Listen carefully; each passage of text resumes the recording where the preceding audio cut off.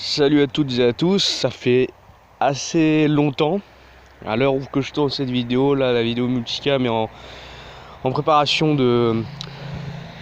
Elle est en train d'être montée quoi, là j'ai fini le montage et tout ça. Du coup je vais la mettre en même temps que celle-ci, j'ai eu beaucoup de problèmes sur la vidéo multicam.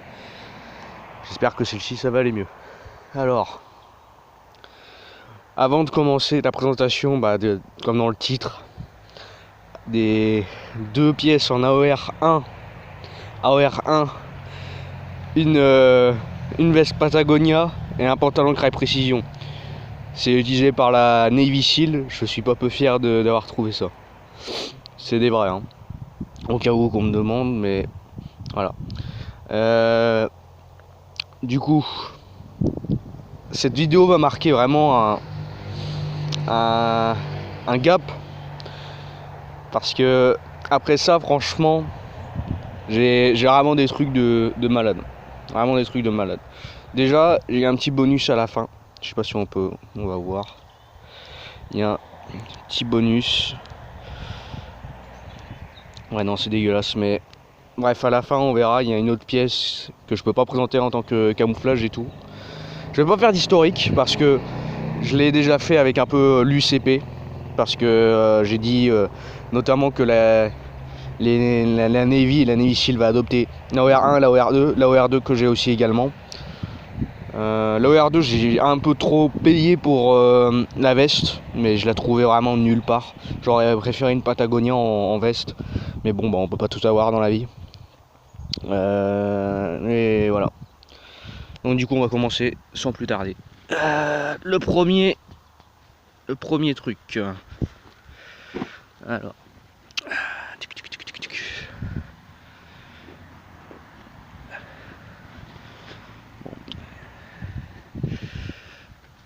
Le premier. Alors, hop. Alors, je sais pas si on va bien voir à cause du soleil qui est orienté un peu comme de la merde, mais c'est pas grave. Le premier, c'est un pantalon Crye Précision G2. Field Punt G2. Field Punt, hein, bien important à faire la différence entre combat punt et field punt. Du coup, celui-là, je l'ai pris sur un site où on a un particulier, quoi. Et c'est un vrai combat, j'allais dire combat punt, mais non, field punt G2 de Crye. C'est un vrai, j'ai regardé toutes les caractéristiques de celui-ci. Donc c'est bien un vrai en AOR1. L'AOR1 est un peu plus faded que sur la veste Patagonia. La veste Patagonia est neuve. Mais celui-ci a été utilisé. Pourquoi aussi?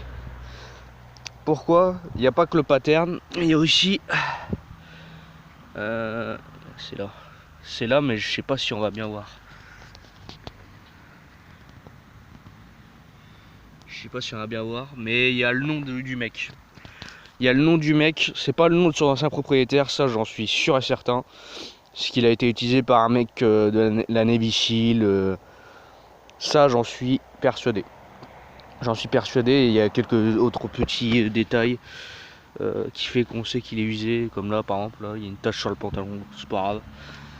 Mais voilà. Alors, comment je vais faire ça? Parce que les trucs Crye Précision G2, ils ont des anciens tags old school comme ça. Attends. Yes. Ils ont des tags comme ça. Donc il est en...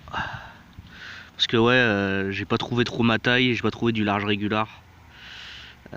Allez, un 36L. 36 large, le pantalon me va bien. C'est la veste qui est un peu plus longue. Donc on va faire comme d'habitude. Bon là c'est du G2, donc du coup les boutons c'est que des boutons normaux. Mais rien que pour le G2, il y avait déjà de l'innovation. Parce que en vérité en coupe, j'ai un combat short G3, un pantalon G2 et un pantalon G4. Truc à voir. Bon bref, deux poches, évidemment, comme tous les pantalons ici, c'est voilà. Des poches à la Crye Précision. À la Crye Précision. Ici, des poches pour mettre des mags de AR, de ce que j'ai compris, de ce que j'ai vu, de grosses poches cargo, où il me manque des boutons d'ailleurs moi, parce qu'il y a déjà un velcro, donc je pense que son ancien propriétaire, parce que je vois les boutons n'ont pas été arrachés, c'est-à-dire qu'ils ont été décousus. Donc voilà, à l'entrejambe bien sûr un renfort, comme tous les pantalons classiques. Sur le bas, putain par contre, on voit rien du tout. Sur le bas, des renforts comme ceci. On peut mettre de la mousse et une poche. Jamais su à quoi servait cette putain de poche. Je pense que c'est pour les bandages et autres conneries dans le genre. Je suis sûr. Donc on va le retourner maintenant. Le soleil il joue pas à ma faveur. Clac. On va le mettre d'une façon un peu bizarre comme ça. Voilà, là on voit bien que c'est renforcé. Et deux poches arrière. Les deux poches arrière, toujours, il y a toujours deux poches arrière. Mais moi ça me sert à rien. Je pense qu'aux autres, les opérateurs et autres militaires, je pense ça leur sert à rien non plus, parce que si tu t'assois, tu te défonces le cul. Donc voilà. Ça a été assez rapide, mais c'est tout pour le pantalon. C'est pas un pantalon exceptionnel, hein. À part que c'est un Crye précision, il n'y a rien de bien ouf. Dans le sens où c'est un pantalon coupe G2. Coupe G3 ça aurait été plus intéressant à voir, et coupe G4 ça le sera encore plus. C'est ce que j'ai dit dans ma vidéo multicam qui va arriver juste avant celle-ci. La coupe G4 va vraiment être intéressant à voir, parce qu'il y a vraiment des grosses innovations. Déjà rien qu'au niveau du tissu, le VTX Ripstop, il y a beaucoup de choses à dire. Il y a vraiment beaucoup de choses à dire. Sans plus tarder, on va passer à la PCU 9 Patagonia. La PCU 9 Patagonia. Alors, bon, alors je vais bien la mettre, je vais faire un cut, je vais bien la mettre. Ok, du coup, la PCU 9 Patagonia. Je vais faire sûrement une aparté ou tout ça pour faire la classification. Avec tout le bordel qu'est les PCU, tout ça et tout, parce que c'est un programme de l'armée américaine. PCU 9, PCU 5, PCU 7, tout ça, ça correspond à des layers, des levels en fait, où tu vas porter. Par exemple, une veste, ça va se porter en été, donc du coup, tu vas utiliser PCU 9 et tout, c'est des classifications, c'est leur système de classification à eux, enfin, leur ancien, parce que du coup, maintenant, ils n'utilisent plus ça. C'était un projet de standardisation. Mais voilà. Du coup, la veste Patagonia, mais vous allez me dire, du coup, parce que ceux qui s'y connaissent pas au surplus vont me dire, mais Patagonia, il faut pas des trucs militaires. Qu'est-ce que tu me racontes? Eh ben, figurez-vous que si c'est l'une des zones d'ombre de Patagonia, parce que Patagonia, ils ont surtout cette image de marque écolo, marque éco-responsable, sauf que ils ont fait beaucoup de contrats avec l'armée américaine, surtout les forces spéciales. Parce que c'est une marque vraiment au même niveau, presque Crye Precision ou Beyond Clothing. C'est une très bonne marque. On le sent déjà rien que dans la qualité du textile de cette veste, de cette PCU 9. On le sent un peu dans tout. C'est que, pour vous dire, j'avais hésité à acheter à la place de mon Crye Combat Shirt en multicam, j'avais hésité avec le Combat Shirt multicam de chez Patagonia, level 9 je crois aussi. Mais voilà. Donc on a une veste une coupe classique en somme, deux poches ici, velcro avec combo bouton, la veste full bouton, pas de velcro, pas de merde. Putain, je vais pas de zipper, voilà, pas de zipper. C'est compliqué pour moi. Alors, avant d'aller au col, on a le fameux tag Patagonia, avec un tag classique sur les vestes américaines. Carry Instruction, Machine Wash Cold, voilà, de notre Invisible Label. Level 9 Temperate Blues, 50% nylon, 50% coton. Voilà, Patagonia.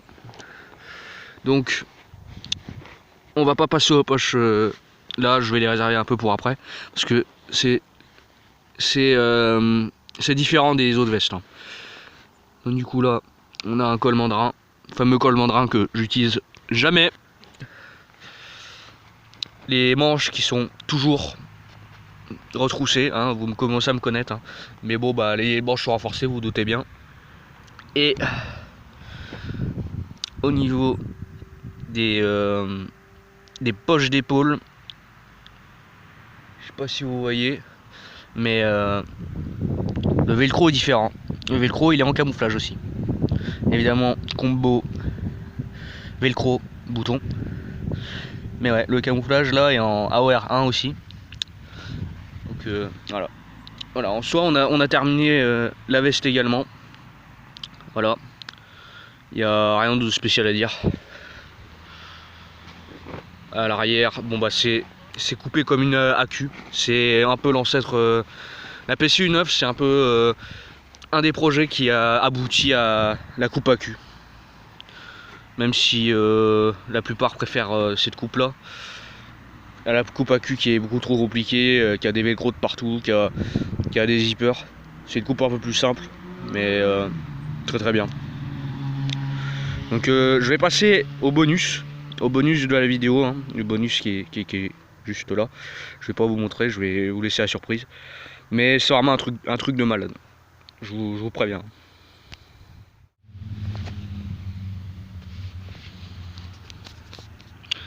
Bon et bien, on a là une PCU level 5 de la marque Ork Industries. Ork Industries, c'est une marque américaine qui faisait des garments américains. Mais du coup, là, on a une pièce qui est plus produite à ce jour.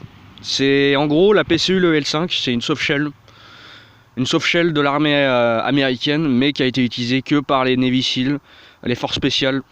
On trouve beaucoup de photos, je vais en faire passer quelques-unes, histoire d'eux. Mais on trouve beaucoup de photos où que les mecs utilisent des PCU level 5 jusqu'en 2008, 2012 même. C'est vraiment une pièce extrêmement rare. On trouve ça pas beaucoup en France. C'est une vraie, hein. C'est une vraie parce qu'il y a des reproductions chez TMC et il y a celle de Patagonia aussi. Mais moi c'est Ork Industries. Alors attends, le label, le petit label.